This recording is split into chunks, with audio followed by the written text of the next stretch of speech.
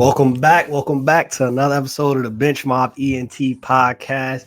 We got a special guest tonight, Destiny Battle, aka the 2023-24 Skye Conference Player of the Year, 1,000-point scorer, walking bucket is in the building. How you doing? I'm doing good. How you doing? I'm good, can't complain. Thank you so much for taking time out of your schedule to hop on with us. Now I mentioned it. Buckets, Player of the Year. Where did this love for basketball start for you? Um, Honestly, I can't even tell you. I just started playing, and I feel like as the work progressed, and I realized that I could actually be somebody. So that's really where it started. It's no specific age, but once I realized that I actually have a little bit of talent and skill, that's when it started. So perfect, right? So you mentioned once you realized, when was that for you where you realized like, yo, I actually got some talent. I could play this at the highest level. Um, I didn't honestly. I didn't think college. Honestly, I didn't think big. I'm gonna say it maybe about fifth, sixth grade. That's really when I realized like, okay, you a little decent. You okay. You're not that bad.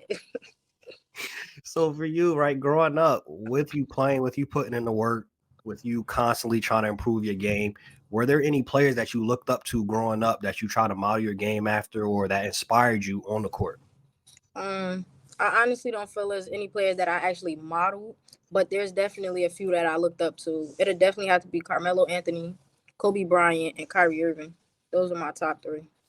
Okay, so I could see that in your game you don't model them, but Carmelo, Kobe, the buckets, Kyrie, Yeah, the handle, the offensive IQ, yeah, definitely see that. And for those that don't know, Google Destiny Battle, go check out some of the games. Not only did she get buckets, she led her team with assists and steals. So you had a full, well-rounded game. For you, what was this year like for you? Because I saw one of the past interviews you did, and you said this was going to be your breakout year. And for you to say it be your breakout year and it happened, yeah. that got to be dope. How was that for you? That everything that you said was going to happen actually happened this year? Um, Honestly, I said it'd be my breakout year, but I did way more than I thought I would. But honestly, it all starts with off season and putting in the work. So once I put in the work and keep working, constantly working when you don't want to, that's really where it all came from.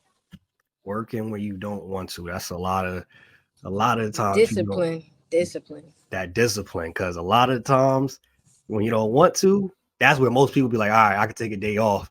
I can Yeah, do this. I'll go play games or I'll go party or something like that. So that discipline is dope.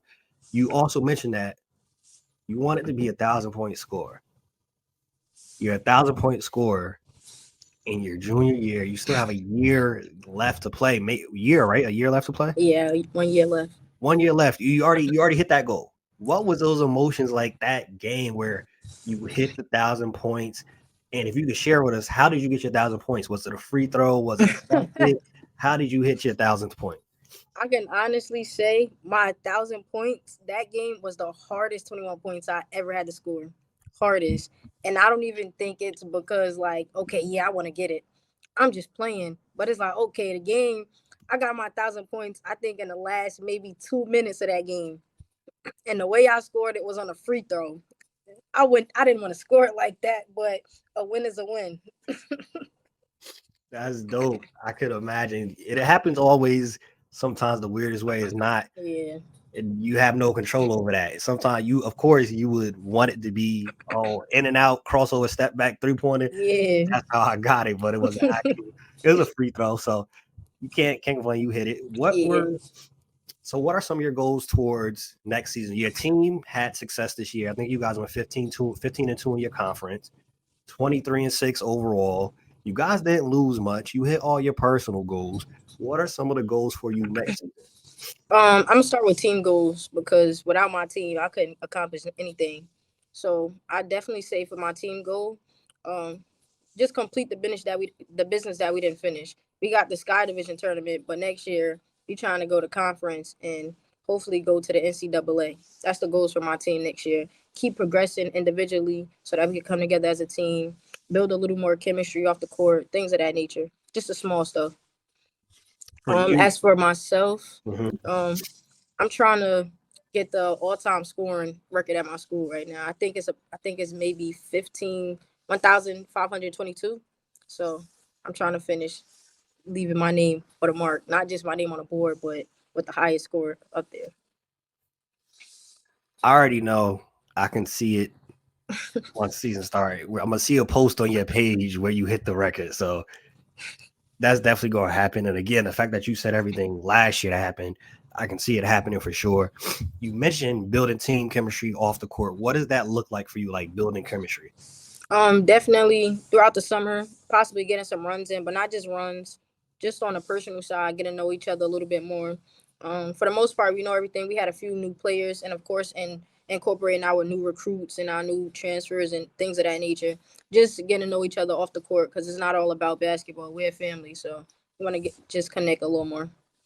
I love that the mindset of being a family, and I think that's obviously apparent at the success that y'all had. It's very rare that y'all, people win 23, 25 games and they hate each other. So that And I can honestly say this has been one season where there's no complaints at all. Like hey, that's hard playing sports and being female. So I definitely give my team their props because we did a really good job this season.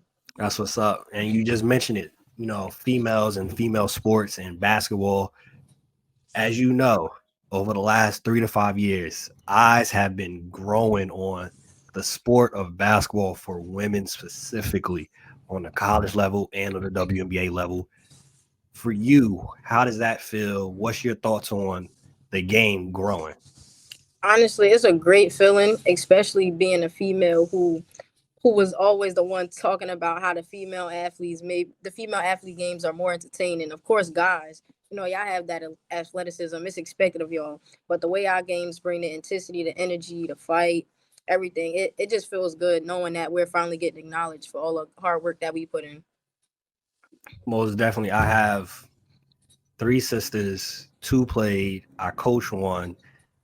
I coached the AAU team. I've been saying probably for the last decade, women's basketball is legit. If you like basketball, Yeah. women's basketball is legit. And I personally, being as somebody that I've always championed women's basketball, is great to see 19 million people watch the championship game. Like stuff like that. Yeah, that's dope. Like I'm so glad it's finally happening. People are finally seeing like, oh yo, they actually is pretty good. Yeah, this didn't just Yeah. happen yesterday. It's been like that. Everybody just waking up. It's been like that, but sometimes it takes people a little bit longer to wake up. So glad people are waking up. You mentioned, being disciplined, making sure that you decide to put in the work when you don't want to put in the work. What are some of your keys you would say to being consistent and being successful thus far in your career? I honestly say not just working with trainers and things of that nature, but making sure I'm staying conditioned myself. So if that's something as simple as running on a treadmill or going to the weight room, just like I said, doing the small stuff, it you don't realize how much the fundamentals are so important. So starting with the fundamentals and staying detailed. That's key. I still do clinics here and there on weekends. Fundamentals